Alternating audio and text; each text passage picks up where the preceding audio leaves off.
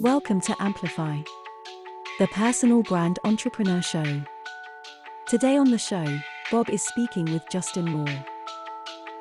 If you are relying on brands reaching out to you and you're essentially sitting on your hands and waiting for that to happen, then of course it's not going to be predictable, right? But my whole coaching and teaching methodology is how can you turn this into something that is scalable and predictable? Because it can be.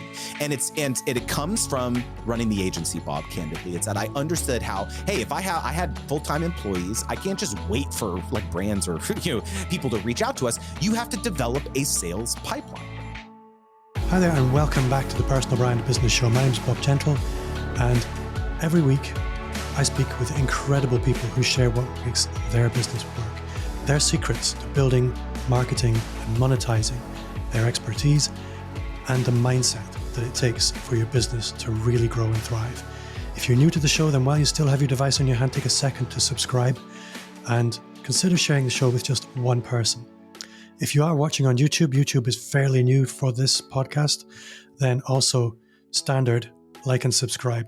I may say standard, but I really mean it. It will make a massive difference to me because subscriptions are few and far between when you're early in your YouTube journey, as today's guest can probably tell us. Now, creating content is fun and all. Spending hours goofing around is fun. Engagement is rewarding. I love those dopamine hits. Everybody who creates content loves those dopamine hits, but it's time consuming. And as the saying goes, likes ain't cash. So this week, we're talking about how content creators get paid. And I don't know anyone better to talk about this than with Justin Moore. Justin, welcome to the show. Thanks for having me, Bob. I'm super excited to be here. So Justin, you're from Creator Wizard. And for the listener who's maybe meeting you for the first time, rather than me stamping all over your personal brand, can you maybe just tell us a little bit about who you are, where you are, and the kind of work you do? Of course. So, I have been a creator since 2009, if you can believe it. So when my wife and I started our first YouTube channel, I was in medical devices before that. So I was very much not like a quote unquote creative person, I guess you could say. I have very much learned that over the years, but yeah, very much. It was a hobby at first. You could not make money on YouTube in 2009. There was no partner program. And it wasn't until, several years into our journey of essentially kind of doing this as a hobby that brands started knocking. So we make content that is a lot of different types of content. We have a cooking channel. We have my wife has a beauty and lifestyle channel. We have a family channel where we kind of share our life. And, so over the years, we have been approached by and worked with lots and lots of brands and companies who have wanted to leverage our following, leverage our influence and reach to talk about their products, talk about their brands. And so brand partnerships was always the most significant part of our business as creators. And to quickly back up, it was not always smooth sailing. We have made essentially every mistake in the book that you can imagine because no one had any idea what we were doing. None of us creators, we were starting out early on creating content. Brand would say $100, $50, sure, that sounds good. Exciting, right? That pays for our utility bill or something, right? That was cool and that was exciting. But as we got more experience and started, kind of talking, learning all the, granting a brand the rights to use our content on a TV ad without them compensating us, all these mistakes, we started kind of developing this checklist or these strategies around how to really do this right. Fast forward, several years into our journey and, was sitting here thinking everything's going pretty well with our personal brand, our personal kind of creator business. But what if that all vanishes overnight? What if YouTube demonetizes us? What if something happens, right? And so I thought we started thinking, okay, how can we diversify our income essentially, right? And so that was when I decided to start an agency to actually bring brand partnerships to other creators because I thought, hey, we have all these great relationships with brands and advertising agencies and so on. Why don't I just go to them after we run a campaign and say, hey, are you looking to partner with other creators? They were kind of like us, right? And so that was how it started. And so ran that for about 7 years, paid out millions of dollars to other creators. And so really developed this interesting experience set where we've been in the trenches as creators doing partnerships for many years, but also now have been behind the scenes working with, these advertisers who are spending millions of dollars working with lots of creators. And it's a totally different strategy. They're trying to understand what platforms to be on, what types of creators to work with, the creative angles and all that stuff. And so essentially had this very interesting epiphany where I sat and thought, this is actually kind of interesting. I've now exchanged tens of thousands of emails directly with creators. I've seen every mistake in the book you can imagine, crazy campaigns, just like really difficult situations with creators and brands and agencies and all this stuff. And I was like, you know what, I'm going to start making some YouTube videos about this because I think it's kind of, it would be helpful, right? And that was it. It was not, I was thinking, oh, this is going to be my new business. It was just like scratching an itch that I felt that I wanted this information to be out there. And so it just essentially kind of took off beyond my wildest dreams. People started asking for, more videos, and I started making videos around, how much to charge for partnerships and how to negotiate and like how to, how to pitch a brand and like all this stuff, right? And it turned into, I know I do one-on-one coaching and I have courses and I have this newsletter with 10,000 creators on it. So it's amazing. It's all happened in the last 2 years. And so I'm just so excited to the point where I actually shut the agency down to focus 100% of my time on educating creators. So that's kind of the the quick summary of how I've gotten to where I am today. So there's a lot in there that I want to unpick, but I think where I would like to start is not with the brand deals and the monetization. And I think a lot of people would probably like me to ask this question because I don't meet very many people who are really comfortable on YouTube. I meet a lot of people that are trying, that are struggling. But when I look at you and what you're doing on YouTube, you've embraced what I would call the YouTube lifestyle, where it's just part of your life. It's like, it looks like it's breathing. And you make it look really easy. You've got multiple channels. Your whole family is involved in this. How did that happen? And I can't imagine that it was always natural and it was always easy. Oh my goodness. What did that journey look like? It's a great question. And you know what? Not one I've ever been asked before. So great work.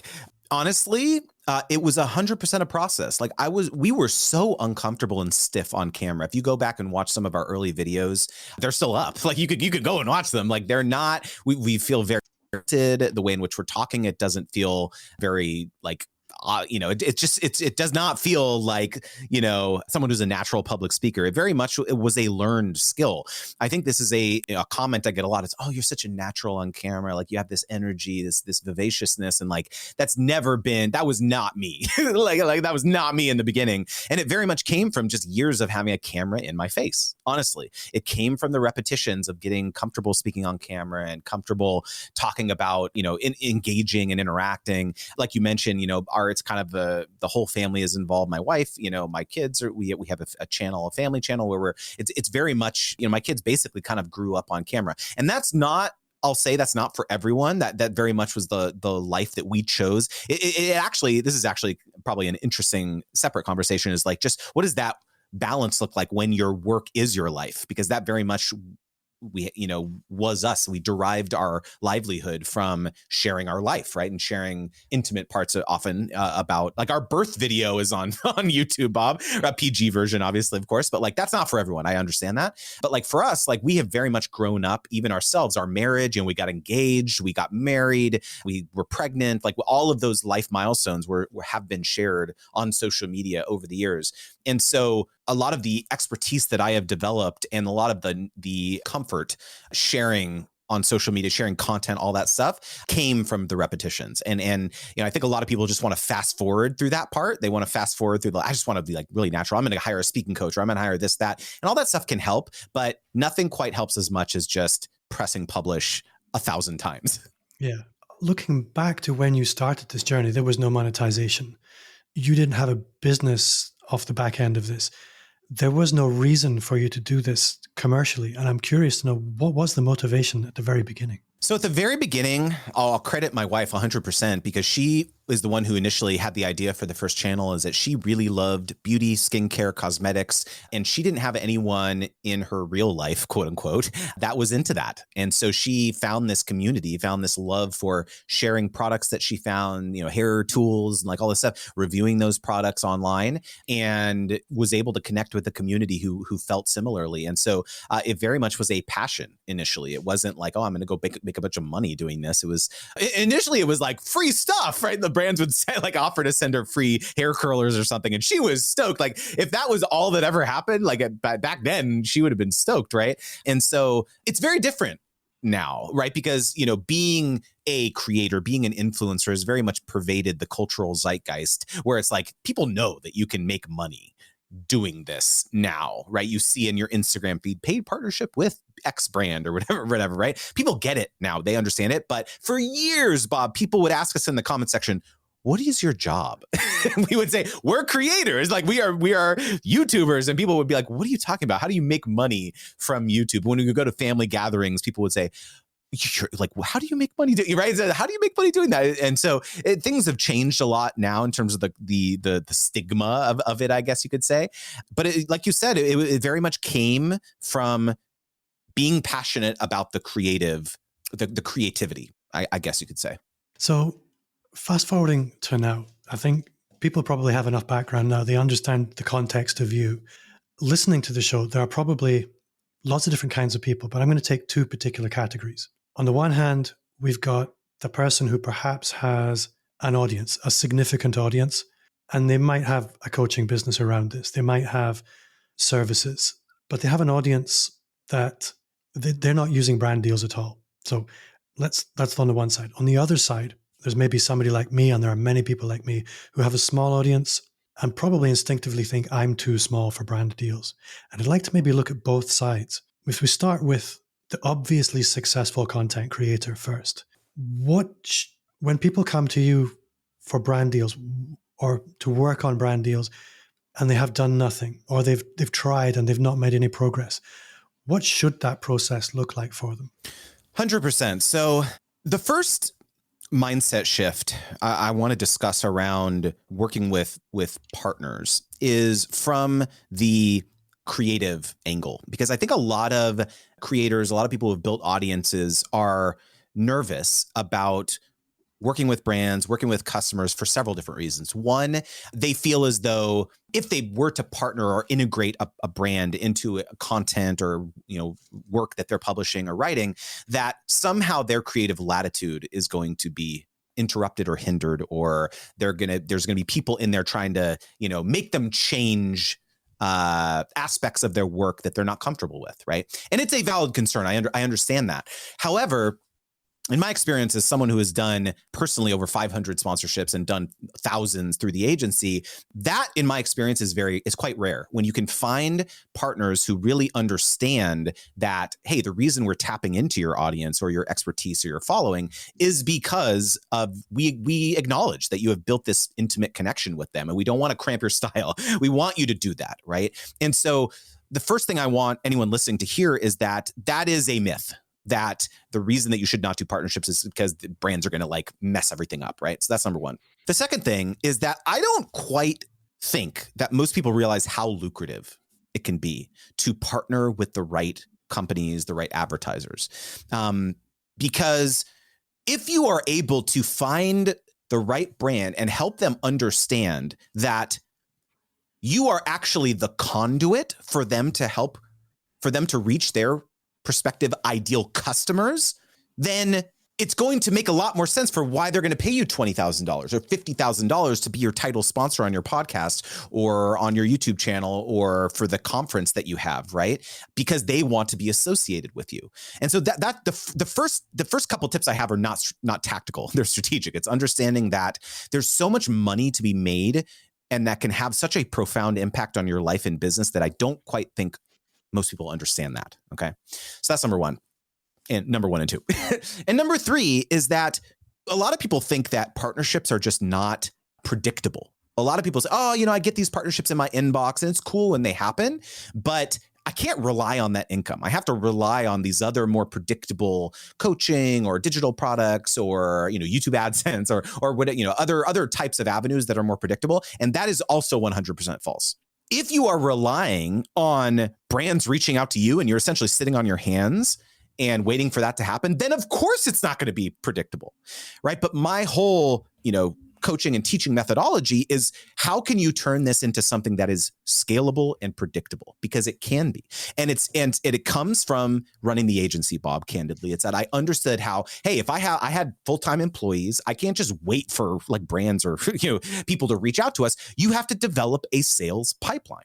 And it's what I call my framework is called a sponsorship wheel. There is there's a predefined set of steps that you have to go to fill brands into your pipeline and have conversations and active deals at every different phase of this pipeline so that you know if things are starting to, if things are starting to feel a little bit dry in terms of your income, where you just go straight into your pipeline and see, where do I need to shake some trees? Where do I need to grease this pipeline so that I can get things moving again? And so that is a foreign concept for most creators, for most online business owners, because they did not get into this thinking, I want to like be a business owner. I want to like do this. Like oftentimes it's for the creative, the love of the craft. Right. And so those are the kind of the three main mindset shifts I want you to have, is to start thinking about working with brands. It does need to be something that is more strategic and not serendipitous.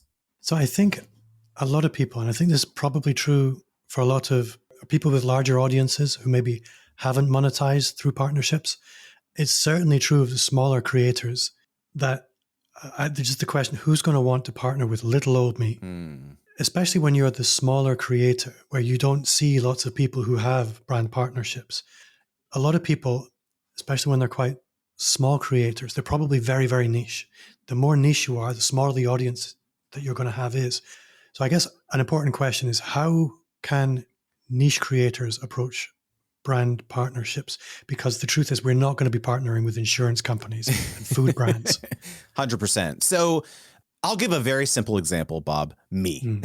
I am a sponsorship coach. I don't know how you can get more niche than that, honestly. This is right? true. It's a very narrow niche, right? And yet I have tons and tons of companies knocking on my door because I have an audience of business-minded creators.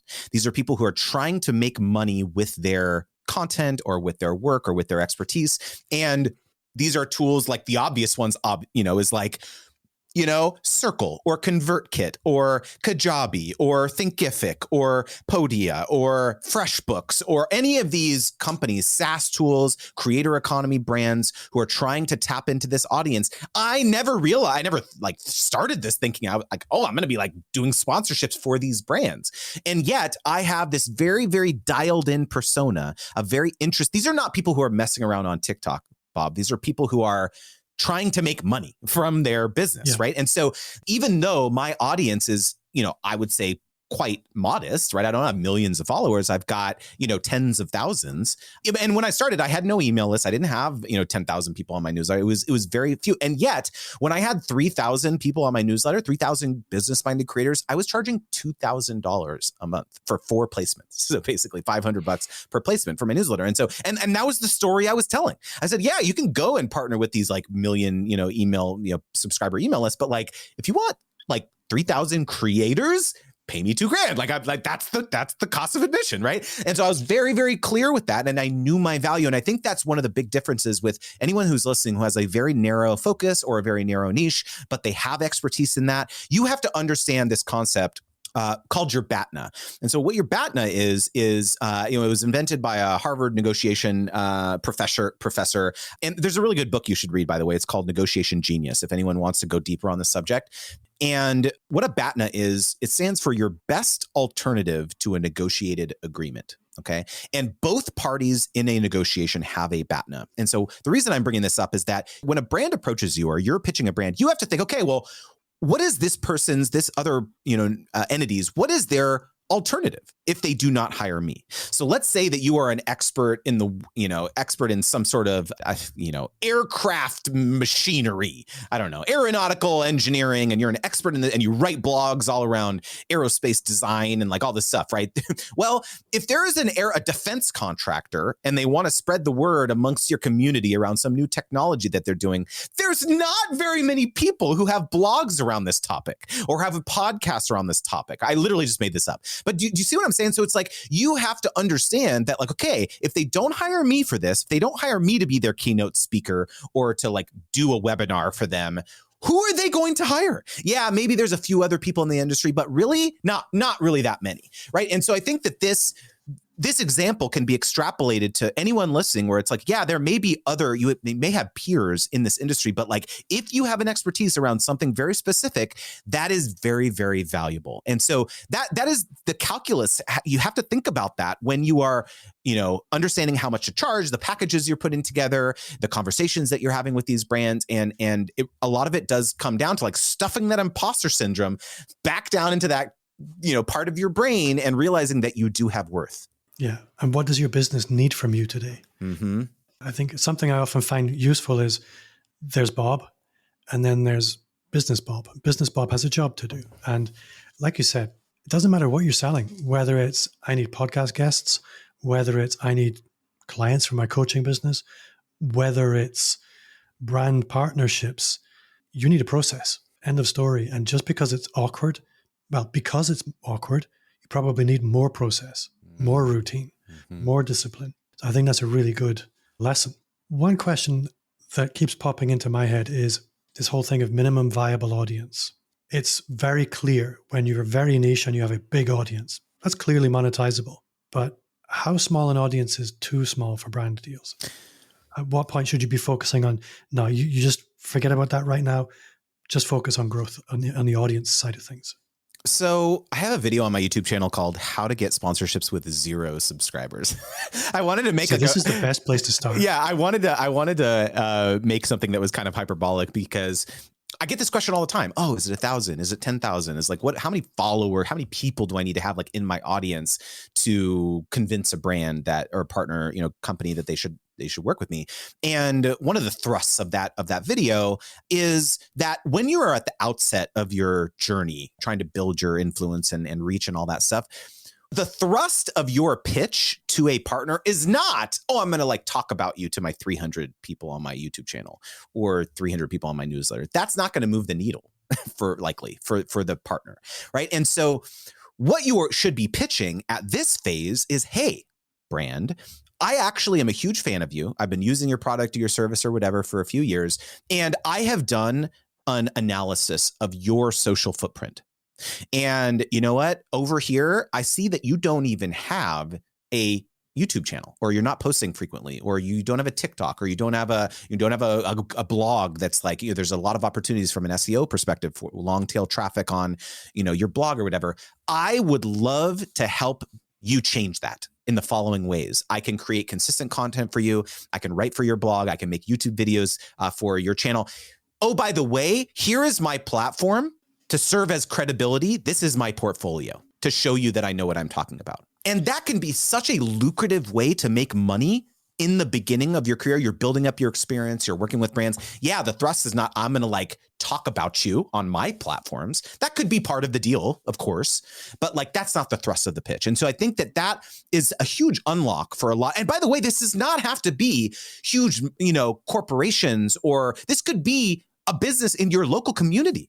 If you are a local coach, or you're a local, business owner, or maybe you're a coach within your local community or something, there's lots and lots of businesses and companies who need help driving foot traffic into their, locations on Main Street or whatever, right? And so this does not have to be this like giant corporate strategy. Like there's lots of people who don't have full-time marketing people probably in your local community, and you could be their freelancer to help them do this. And so again, a lot of it comes down to like understanding what it's like working with another partner and the expectations and submitting, content or work to be reviewed and getting feedback and revising it and publishing it. That is all skills that you will need down the line. And so I'm a huge fan of just kind of getting those reps in now. And this is a really easy way to do it. That is a really interesting perspective, stuff that I'd never considered. But I think a lot of people, when it comes to things like brand partnerships, is you don't know what you don't know. And the first one is always going to be the hardest. I guess it's a little bit like murder. The first one's always the hardest. Is this a true crime podcast all of a sudden? I don't know. My accountant told me this. But actually taking a different perspective on it, it's not product placement here, but it really is. This delegated content creation is tremendously valuable. Something that I often look at is the commercial dynamic in a business, where you start off with a service and you create content to raise the profile of that business, to promote that service. But I sense that there comes a tipping point, and you kind of described that, where the tipping point happened where the service can almost stop because the content creation and the partnerships supporting that and the monetization means that, as you described earlier, you can become a full-time content creator and not have to worry about the service side of things. And the journey that you described there, I can actually visualize how that could become possible and actually motivate you to really lean into the awkwardness of that comfort, of that content creation, and get those reps in, seeing what could potentially be on the other side. And I really hope that motivates people. So can I actually, I'd love to talk about, to pull this thread a little bit, because I am somewhat taking an opposite approach to that, actually. So yes, obviously we have been, making content for many years and done partnerships and been very successful. And yet I'm now at the I would say the other end of the other side of the bell curve of our like personal content creation journey.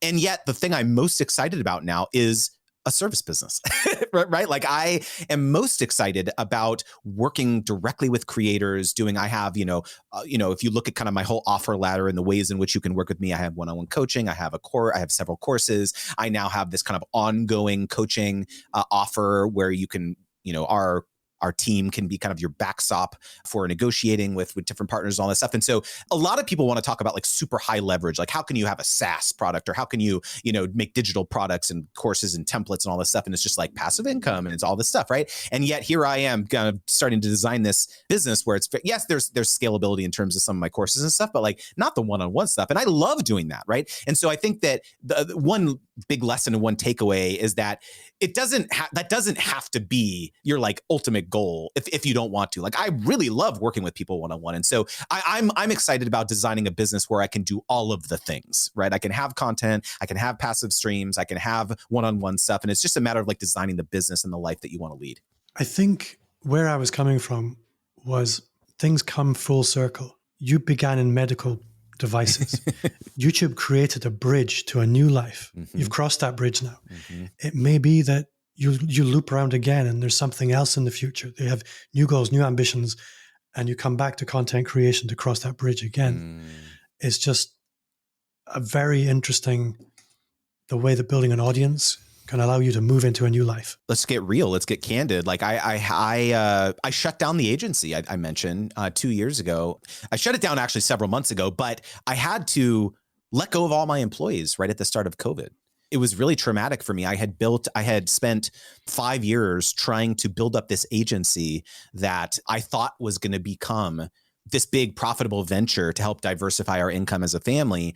And I made it several big missteps along the way in terms of hiring and investments in software and all this stuff. And in fact, I have a video on my YouTube channel all about why I shut it down and all the failures and stuff. But like, to your point, I thought that was going to be the thing. I thought we'd cross the bridge and, we have this other diversified business that we can do. And it didn't turn out to the way I thought, and lost a bunch of money. And it was really traumatic. And yet from the ashes of that, this whole new business of like coaching people how to do it, and kind of selling the pickaxes and the shovels almost, in the creator economy, I was able to go back and rely on my experience creating content to articulate how I can help people in this new way. And so you're 100% right that like, I do believe that having this skill set around just being able to tell a story and articulate how you can serve people, like that is going to be so invaluable regardless of where you're at and what chapter of life. So something I guess I'd like to look at is what's healthy. So from a content creator's perspective, what does a healthy partnership ecosystem look like? The Goldilocks point, I guess. Yeah. So as I kind of alluded to earlier on, like your goal as a creator is to find the people that respect and appreciate you as much as possible, as quickly as possible, and stop working with the ones that don't as quickly as possible. A lot of people who are very jaded or soured about this whole process say, you know what, it's just not, the juice isn't worth the squeeze. Like every single time I try to work with the brand, like it's just such a headache and all that stuff. And I kind of ask questions and digging into a little further. And oftentimes the creator is not negotiating with these brands. They are, accepting whatever the brand is saying. They're not pushing back. They're not providing constructive feedback. And I basically sit them down and I say, hey, way street. If you want to forge fruitful partnerships where you are respected by these folks, they have to respect you, and you have to give them a reason to respect you, right? Because otherwise you're going to be commoditized. You're going to be looked at as, oh, just another podcaster, oh, another coach, another creator, whatever. And we're just going to pay them and they'll make it and they'll go away. And you're like a vendor, right? You're not a partner. And so a lot of what I teach is how can you differentiate yourself as quickly as possible to help them know that you have expertise in lots of other ways. regardless of how many followers you have on your platform or how many views or downloads you get on your podcast, right? And so the perfect Goldilocks partnerships come from effort. The onus is on you to actually forge them and help people understand, like, hey, this person deserves respect, and we're going to give them. They've shown us that they're professional. They know what they have a process in place, right? They're providing us a concept, a written concept of how they're going to bring the partnership to life. We didn't even ask for that. Wow, this person knows what they're doing, right? And so it's like, these are the, like you said, process. It's systematizing the way in which you do these things so that anytime you interact with a partner or a brand, you are constantly showing them that you are different than everyone else. So something else I would like to ask about is affiliates. So we've spoken about partnerships where you're being paid directly by the partner. But a lot of people I would hope most people have heard of affiliate marketing, where you promote a product, and if it's sold, then a portion of revenue comes back to you. What is your perspective on that? And does it have a place in your landscape? 100%. I mean, my wife and I have a pretty significant income every month, specifically from Amazon associates. Like, it's sizable, right? And this is something we built over a decade. But we have other affiliates too, software products, all this stuff too. But like, for sure, like that should play a role in, if you have built up influence. Like the interesting development I've found over the last probably 6-7 years is that I actually have a non-trivial amount of people messaging me on a daily and weekly basis saying, hey, I want to sign up for Convert. Can you send me your affiliate link? like they have followed me for a certain amount of time. They I've developed the kind of know, like, and trust factor to the point where they're about ready to make a decision on investing in a piece of software or something. And they go out of their way to say, I want to financially reward you for all the help that you've given me over the years. And that is not something that we saw a decade ago. And so it's like, I think there's like I said, again, it's become destigmatized. Like, no, this is an acknowledgement, a way in which I can support the people who I appreciate and love. Right. And so I think that should be, part of everyone's business, and be ruthless about it. Don't be like, I will anytime I'll talk about something, I'm dropping that affiliate link and I say, hey, here's my affiliate link. I have no shame, and you shouldn't, right? Because it's like, this is the way in which we, that people get this now. It's not, you shouldn't feel like a shill. You're not selling out. Like, this is if you're providing expertise, if you're providing help. Heck, I have a place in my community now that's called Partners. I have a room in my Circle community that just says Partners, and it's just like a bunch of posts of all the stuff I use. So if anytime anyone ever wants to sign up for Restream or sign up for Descript or whatever it is, here's my affiliate link. And it's just like, I have no shame about that. I'm very clear. I'm very upfront about it. And, it can have a really, again, it's all about diversification. Sponsorships are great, but heck, I have courses, I have digital products, right? So it's like, I have all these other things too. Any creator with their salt, if you're building a business online, you should have all of these things, including affiliates. I think a lot of people, like myself included, probably feel a little bit dirty when it comes to affiliates. And like you said, this is about being comfortable with being uncomfortable. You need to move past that. You need to move through uncomfortable before it becomes normal. And that's like anything. That's like with selling yourself, with selling your brand, with approaching people. You need to pass through uncomfortable in order to normalize these things. I have a really easy way to normalize it. You ready, Bob? I'm ready. Sponsorships, affiliates, it's all about partnerships that are win, win, win. And it's that third win that most people forget. Obviously, the first win is you're winning because you'll probably get money out of this, right? The middle win is the brand, or the company's obviously going to win. They're going to get exposed to your audience. They're going to get sales. They're going to get brand awareness. They're going to get some sort of benefit, obviously. And then that last win is your audience should win. This person that you're sending the affiliate link to, maybe they'll get a discount. Maybe they'll get a free trial of something. Maybe it's a seasonal promotion. You'll give them a discount code, right? And so if you come at it from a service mindset, you're actually serving them. They're going to make their life better. Then this whole, discomfort with providing affiliate links or doing sponsorships or whatever, this conversation comes up a lot where people be like, oh, I only want to do like one sponsorship a month or whatever. And I ask them like, how many free pieces of content are you actually publishing a week? Oh, you're doing it like a weekly or daily, newsletter or vlog on YouTube or, podcast or whatever. And the vast majority of them are not sponsored, right? So even if you 2 or 3x'd the amount of sponsorships or the amount of affiliates that you're talking about or whatever, you'd be just fine. Trust me. I think what I'd like to look at, if it's all right with you, is I sense a lot of people who don't have partnership deals like this, their businesses are probably doing okay.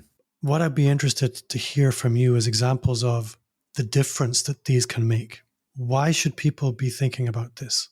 And what difference could it make for a small business and from a larger creator who has an audience but hasn't really made the effort or gone through that uncomfortable space? 100%. I mean, 6 figures a year for a larger creator, easily.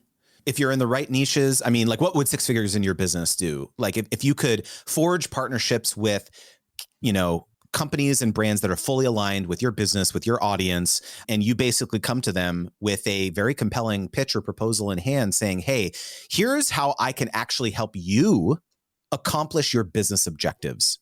Brand. This is, I'm really glad we got to this point in the conversation because this is a huge mistake that a lot of creators and a lot of business owners make when they try to pitch a brand is they come at it and they say, hey, I have this big audience. I have all these YouTube subscribers. I have this many downloads on my podcast a month. You just kind of keep talking about yourself all the time. And you know what happens? Delete on that email because the brand or the company, they don't know who you are. They don't care. Delete. Okay. Sorry, I'm getting a little bit of tough love here if you can tell, but this is my this is how I approach things, right? It's like they don't care, they don't know you, right? And so now if you can be very low ego about this, you can be objective, you can understand, okay, you know what? It's not about me. It's about how can I help this brand or this company win? How can I help them accomplish their own marketing objectives? Because guess what? They have budgets that they've allocated to their own initiatives. They don't have random, budgets that they're just going to pay random people that reach out to them. But what they do have is money for their own stuff. And so if you come to them and draw a line between that, you say, oh, you're trying to do this based on my research, based on the job postings that I saw on your board, you're trying to hire a marketing manager to do this. Hey, guess what? You can hire me and I'll do it for you instead. If you can do this kind of research-based assumptions, they're going to think, wow, maybe it makes sense to actually pay this coach over here who has a bunch of, podcast coach who has a bunch of aspiring podcasters in their audience. Maybe it makes sense to pay her 20 grand instead of using it for YouTube ads. Maybe that makes more sense, right? And so it's your job to make that pitch or that proposal. And so this is like very, very important concept because if you can remove your ego from this conversation, it can have a hugely material impact on your business. So that's like the big audience perspective. And then your other question is like, okay, yeah, but what if you're at the outset of your journey and you don't have a lot of followers or whatever? Shouldn't I just wait until I kind of like can make a compelling pitch or be like, oh, I've got 10,000 people on my newsletter or whatever? No, you should be starting to do that now because you have a unique advantage when you're at the beginning. You probably have a more engaged audience. You're probably able to respond to every person who emails you back on your newsletter, right? Because you have that smaller audience. And so you oftentimes do have more sway over a concentrated few. And so being able to tell that story, again, going back to that example, when I didn't have that many people on my newsletter and I, was able to negotiate some significant sponsorships because again, you have a unique value proposition. You have a concentrated audience, you have expertise, you have a niche. And as long as you can get good at telling that story, so much of it is storytelling, Bob. So much of it is like helping the brand understand why this smaller audience that you have, it's a smarter investment for them than going after and hiring a Instagrammer for a YouTuber for 500,000 subscribers. Right, it makes way more sense to hire you. They can, so I think that's really the mindset here is like having the confidence to know that when you say and when you promise things to a partner that you can deliver. That all makes perfect sense to me, and I think listening to you as well, I'm thinking that cold email is probably the last thing you should be doing. That there are lots of routes in to understand who in an organization. Spend a little bit of time understanding the organizations. Who in those organizations are likely to make the decisions? Do you have connections in common? look for introductions rather than cold emails. I guess you must have lots of different approaches for making the approach. So cold emails can definitely work. First of all, like you're 100% right though. That like it should not just be press@brand.com or like DMing them on Instagram or something, whatever, right? Like, yes, those will get deleted. That's not what you should do. You're right. You should be spending time doing research, understanding that, hey, you know what? The social media manager at this SaaS tool or at this consumer brand or enterprise brand, that person has nothing to do with paid partnerships. Yeah, they don't have a budget. They don't have that budget. It's the partnership.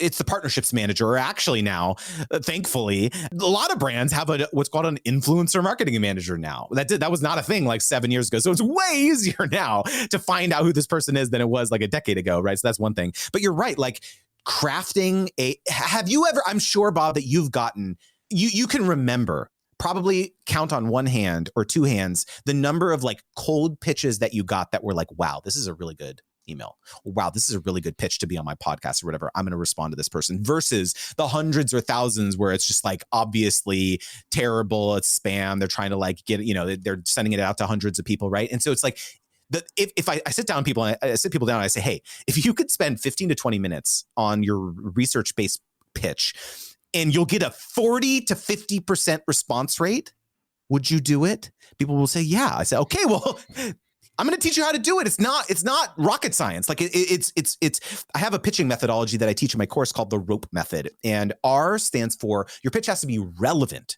to a campaign that they're either running right now or have run in the past. O is your pitch has to be organic. You have to show how you have posted organic work or content before to give you credibility.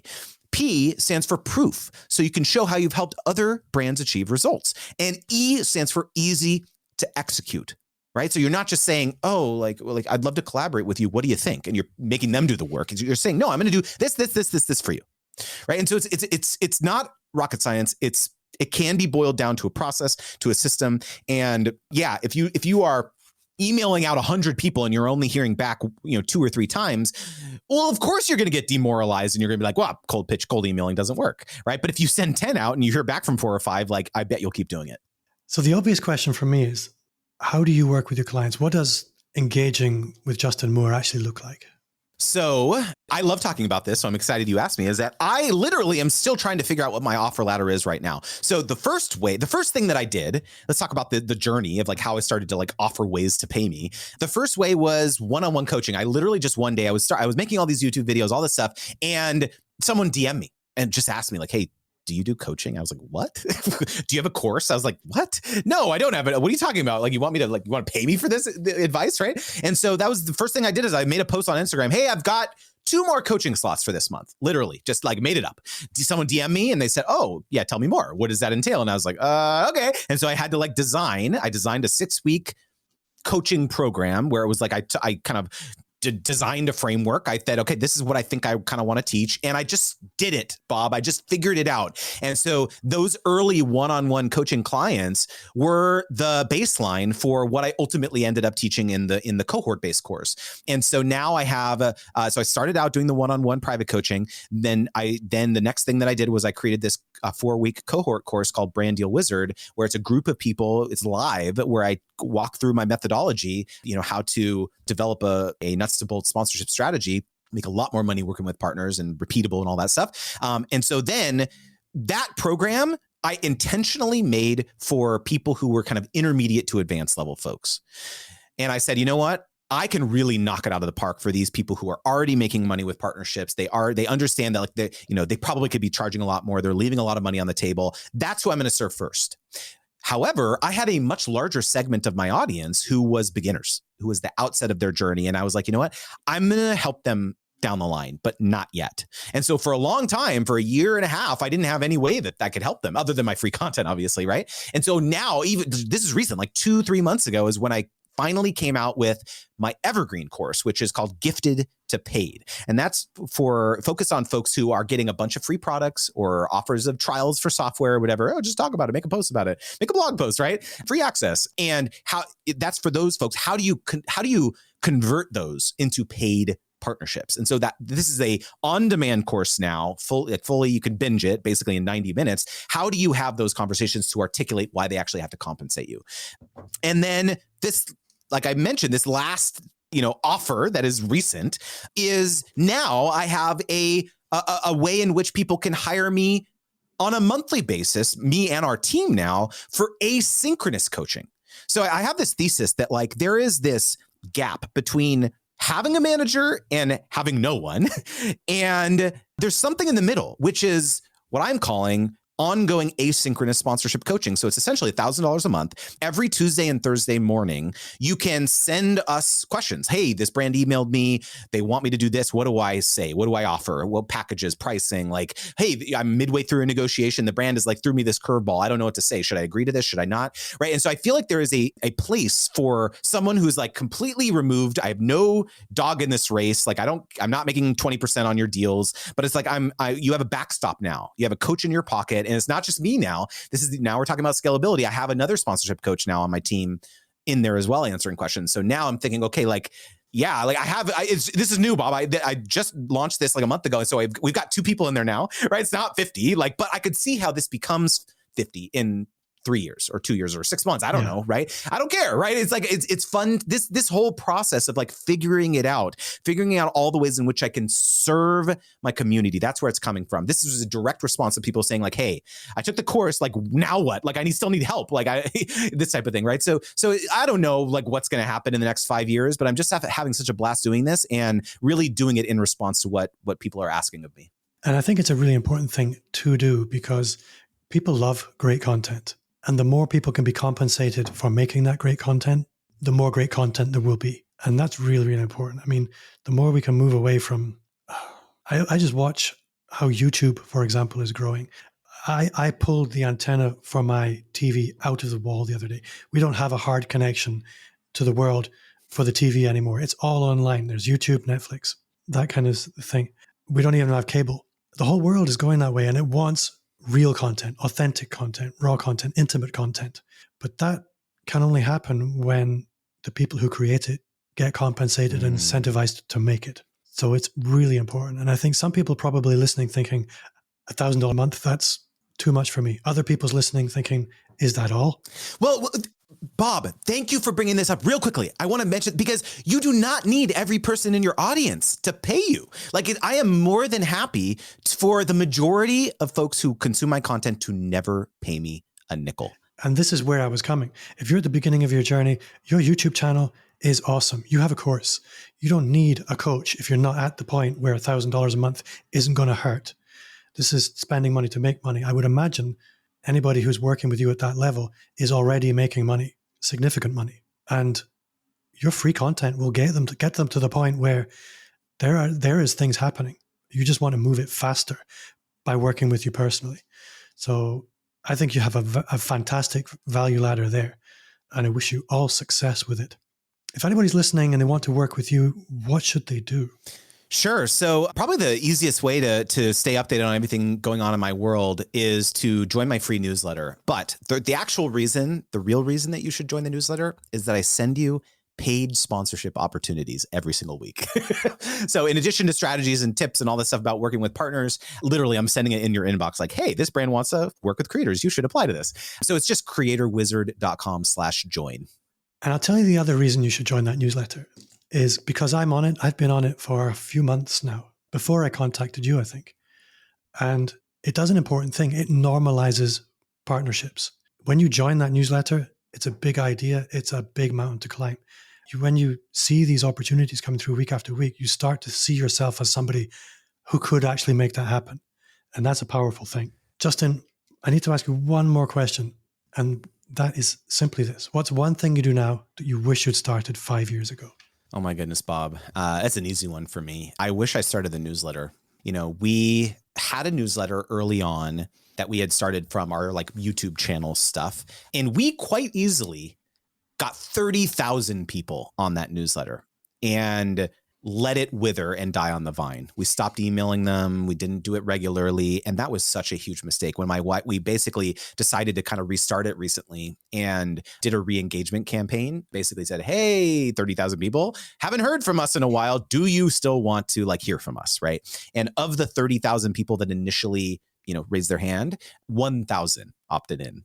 1,000 out of 30,000. So it goes to show you, and now that I have seen how profound having a email list, a regular way in which you can directly contact the people who've said that because with social algorithms, it's unpredictable. You don't know whether, I post a YouTube video, I post something on, Twitter or whatever, you don't know whether it's going to actually be seen by the people who initially said they wanted to hear from you, right? But with email, it's totally different. You have an excuse to be in their inbox. And so going back, like now that I've seen how profound, like just a quick anecdote, when I launched that gifted to paid course that I mentioned, I launched it, I had a 5-day launch period and I made $19,000, Bob, and I did not talk about it on social media once. It was 100% on my email, like an email marketing strategy. And so like that is hugely powerful, right? And so like if 5 years ago, I would have gone back to Justin and be like, what are you doing, dude? Like, why are you not leveraging this,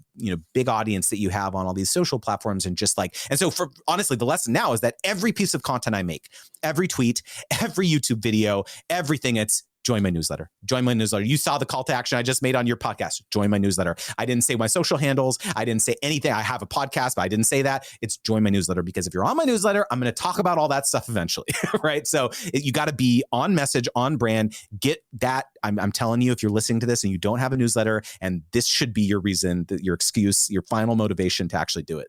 Justin Brown, creator wizard. I have had the best time. Thank you so much for coming on the show. Yeah, I really appreciate your time. Thanks so much for having me. It was such a blast, Bob.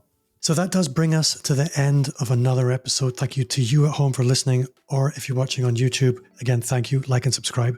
Don't miss that. And if you're listening on audio, then I would gently encourage you to leave a 5-star review. That's 1, 2, 3, 4, 5, not 1 or 2 or none of those. And to share the show with just one person. And if you did enjoy the show, then you will also love the Personal Brand Business Roadmap. It's 100% free as a gift from me. It's 50 pages of everything that you will need to start, scale, or just fix your expert business. You can tap the link in the show notes or visit amplifyme.agency/roadmap. Thanks again, Justin, for your time. And for you at home, thanks for listening. If you're watching on YouTube, you're awesome. See you next time.